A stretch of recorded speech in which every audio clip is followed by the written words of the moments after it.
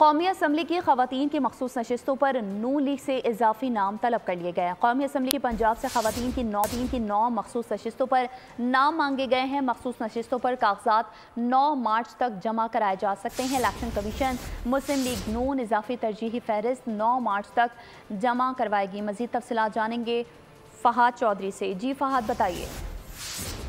देखिए, election commission की जानिब से गुज़िश्ता रोज पंजाब से कौमी असम्बली की 9 मखसूस जो नशिस्तें हैं वो मुस्लिम लीग नून को अलॉट तो कर दी गई थी, लेकिन मुस्लिम लीग नून की जो फहरिस्त है पंजाब से कौमी असम्बली की, उसमें नाम खत्म होने की वजह से अब नए नाम मांगे गए हैं मुस्लिम लीग नून से और एक शेड्यूल जारी किया गया है इलेक्शन कमीशन की जानिब से।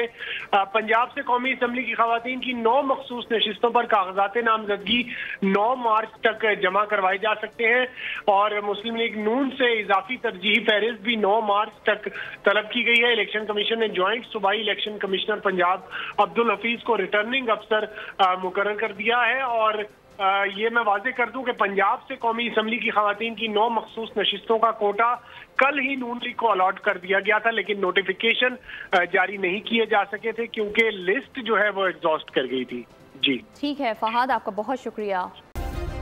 सब्सक्राइब करें और बेल दबाएं ताकि कोई खबर रह न जाए।